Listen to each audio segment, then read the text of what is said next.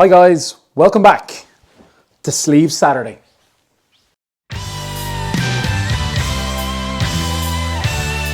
You know, for my generation, Stan Bush's stunning voice is ingrained in our subconscious. I was born in 1981, so by the late 80s, I was the prime age to be enthralled by his music as it came through my Saturday morning TV screen, you know, on cartoon movies like Transformers. For me and my mates, his music made such an indelible imprint on our lives that we still play it now as 40-year-old men when the lads come over to my house for a few beers. Like this one, The Touch from 1986.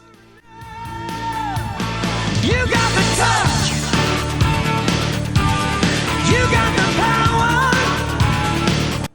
His work on that soundtrack is legendary, with the other standout belter being the song Dare. But outside the classic 80s heyday, I believe Stan Bush deserves better than just nostalgic doe eyes from lads like me. His work deserves more airtime and increased respect from the mainstream radio, who for some reason overlook this melodic rock legend with callous abandon. Guys, I've said this in many videos now, from Dr. Hook to Air Supply, that classic rock stations across the globe just do not give respect to acts like this. And I'm going to say it again. Corporate radio sucks. Oh, you want to hear Don't Stop Believin' every hour? Well, sure, we'll give you that. But don't think you're getting Stan Bush on any kind of regular rotation. I just don't get it. Since his career started out in 1983, Stan has amassed some 13 albums over the decades, and they all contain that silky AOR voice at a brilliant standard.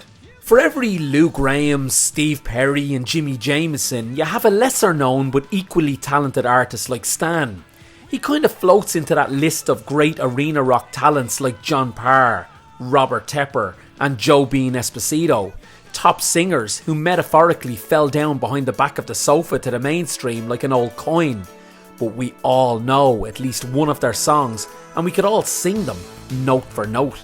What takes Stan Bush into the next level for me though, you know, kind of into that territory of Kenny Loggins for example, is his ability to replicate the success in more than just one movie.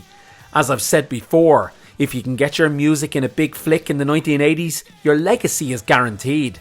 Rocky III was basically a 2-hour advertisement for the music of Survivor, and that's perfectly fine. Even in the last few years on modern shows like Glow, Stan's work has been showcased. Dare was heard in all its glory over a montage scene.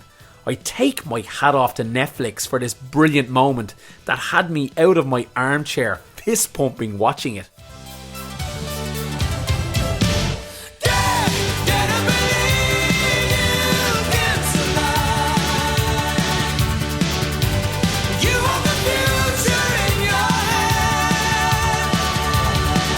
His contributions to the Jean-Claude Van Damme vehicle Bloodsport in 1988 are incredible.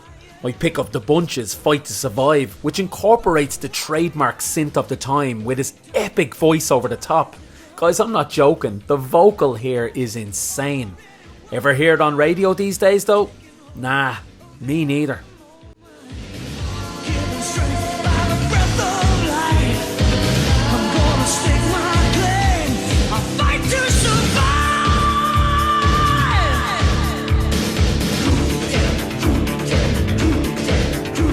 He was hired again the following year for another Van Damme flick, Kickboxer. This time, if it's even possible, he upped his game to another level. Between ballads and up-tempo songs, he nailed it. I mean, the track Streets of Siam is just so bloody cool. This guy is a soft rock genius. Everybody follows the leader, baby, cruising down the streets of Siam.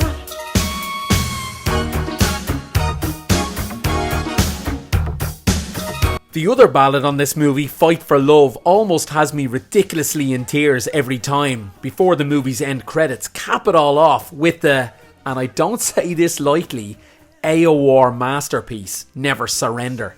Jesus, what radio does to artists like Stan Bush these days is bordering on criminal.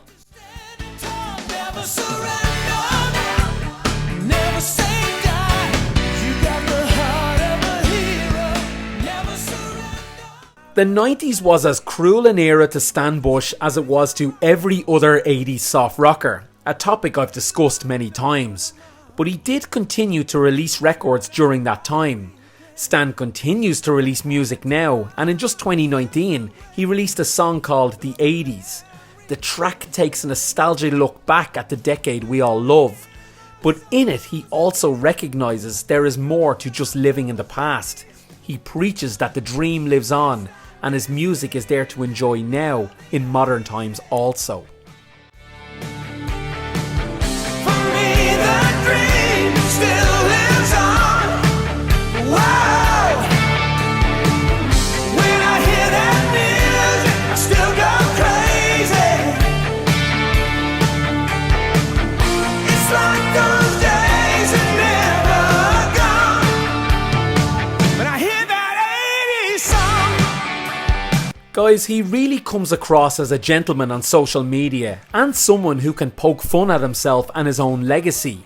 His music has an 80s aesthetic with big guitars, slick synth and soaring vocals over upbeat choruses, and that's what makes it so great. It's unapologetic.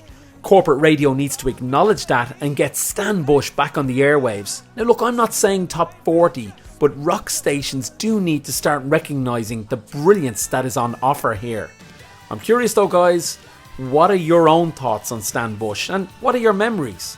Sure, let me know in the comments, and don't forget to like and subscribe to the channel now if you enjoyed the video. I'll see you next time.